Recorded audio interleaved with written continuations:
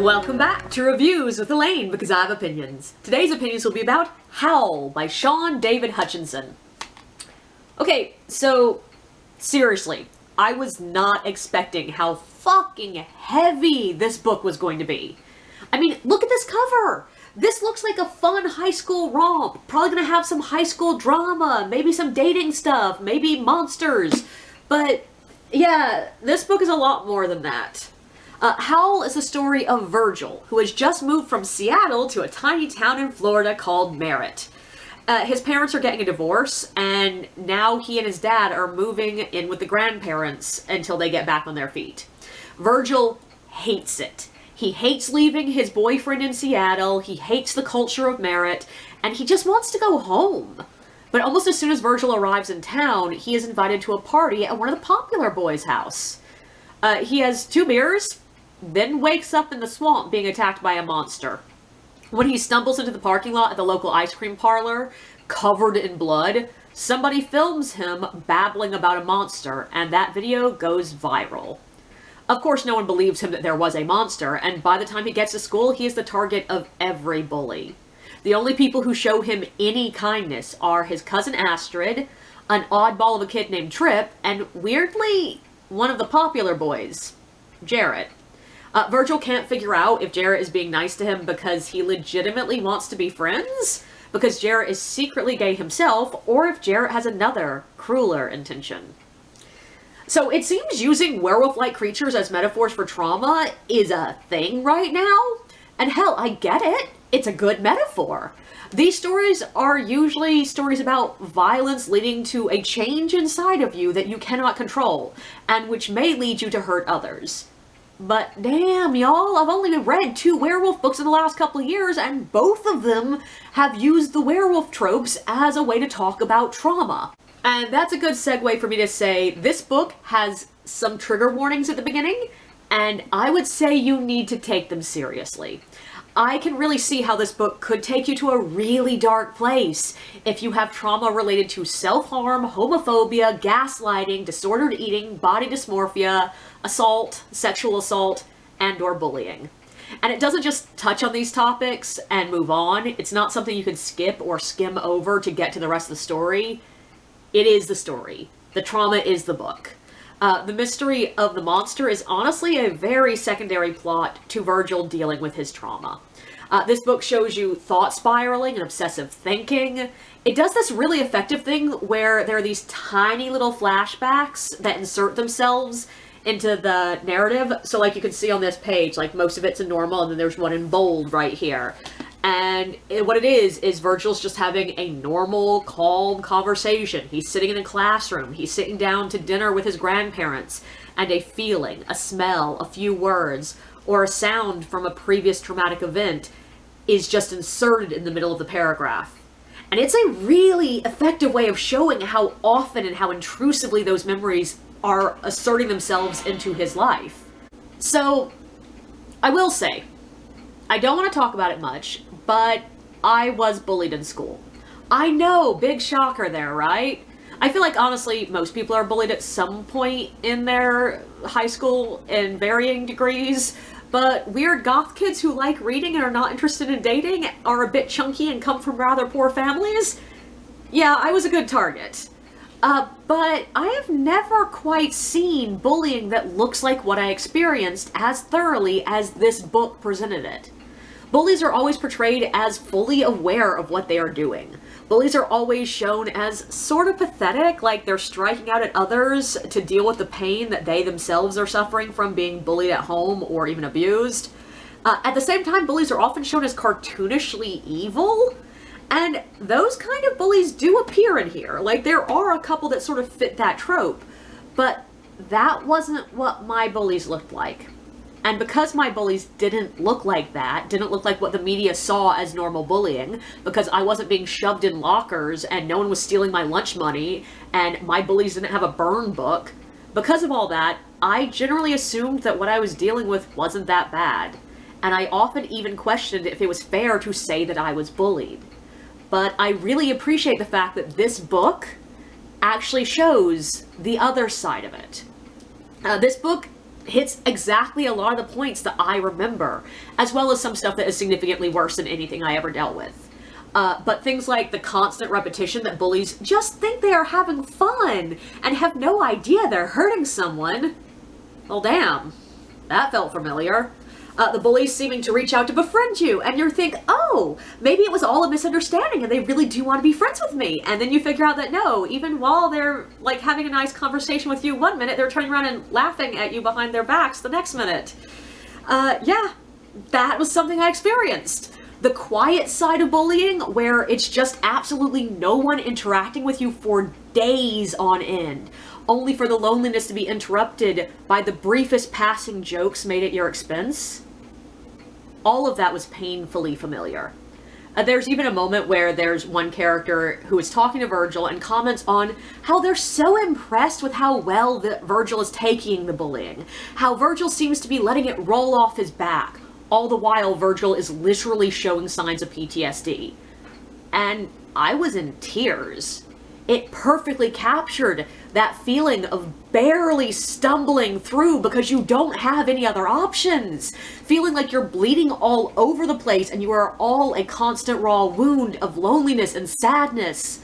Then someone claps you on the back and says, wow, it's so impressive that you don't let the bullying bother you. And you just feel like no one is seeing what's happening at all. So that sort of stuff made this book feel very cathartically painful for me. Like, it physically hurts sometimes, and I just wanted to jump into the page and tell the characters what they needed to do. But it felt like a cleansing kind of pain. I felt relief and released at the end of the book. For me, it helped that the book does have a happy ending. Not fairy tale happy, but happy. And the book has enough lightness, enough fun banter, enough silly scenes to keep it from feeling like a chore. For a while, I was really nervous we were heading towards a don't judge people too quickly moral, and thankfully we did not go there. The book does hold people accountable for not acknowledging Virgil's trauma, for not believing him, for letting the pain of their own trauma be an excuse to hurt others. It shows people trying to improve and acknowledges that people can be wrong and hurt you without being malicious. And importantly, it acknowledges that some people are just fucking monsters. Yes, those monsters are made by past events, but they are still monsters.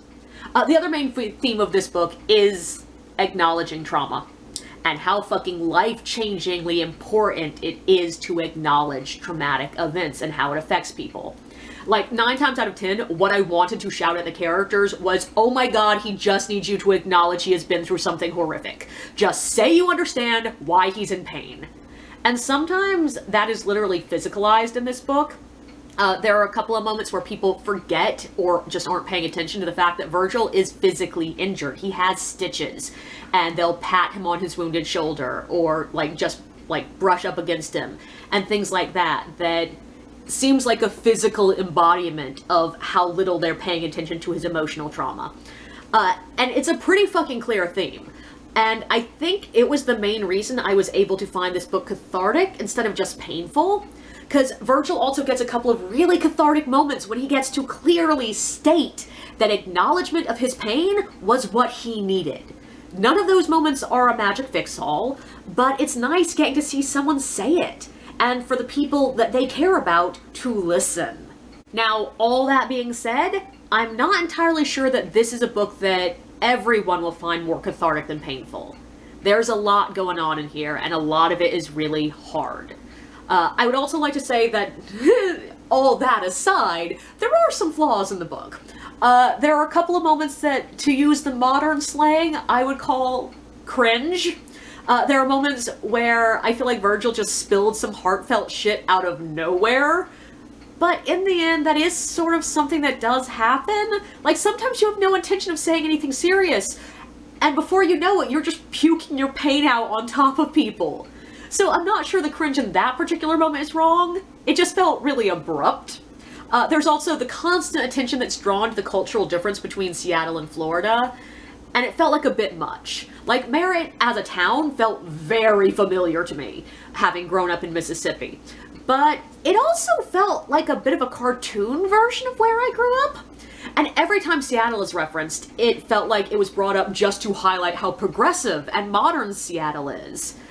I mean, I've never been to Seattle, so I don't know if this is truly accurate or also a bit of a caricature, but the book leans very heavily on the idea of two Americas, with two very different cultures, which is something that I can verify is totally true. I've lived in both different kinds of America. But I feel like it focused a bit too much on the externals. The football, the understanding of American imperialism, the bless your hearts. And it wasn't that it completely ignored all the bigger, deeper differences, but I just don't feel like it fully inhabited them. I will also say, when we get closer to the end, it felt a little bit better and a little bit less cartoonish. There's a scene at church with Virgil's grandmother that felt accurate. Very, very accurate. Also, the theater bit felt a little bit forced to me.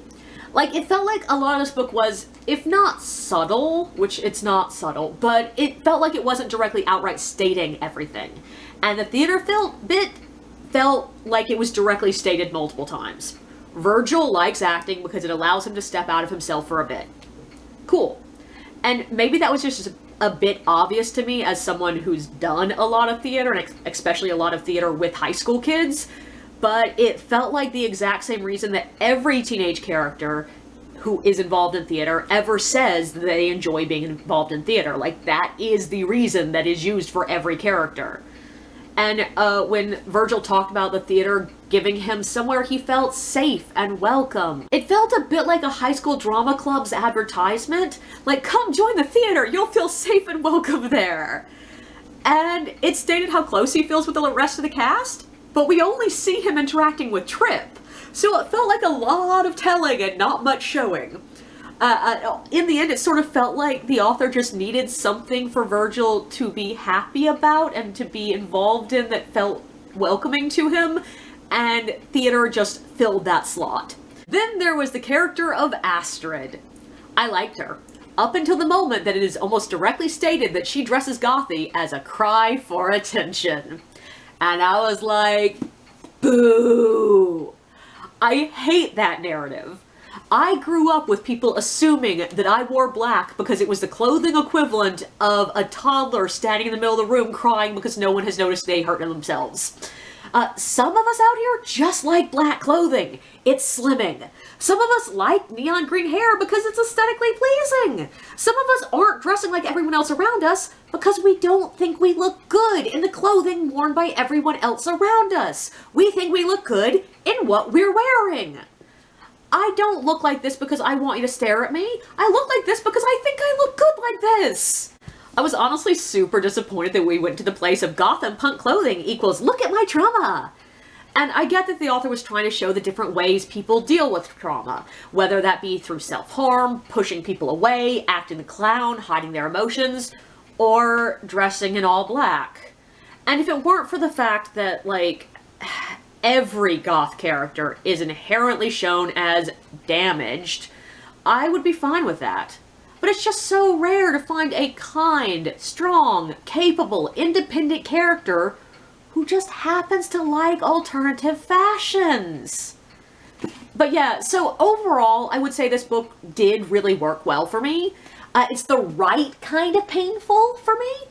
I'm not sure that that will apply for everyone, but if you were looking for a book about trauma, about how people deal with trauma, and about how society re-traumatizes people, nestled in a story about a boy finding a new place to belong, nestled in a werewolf story, here's a book for you.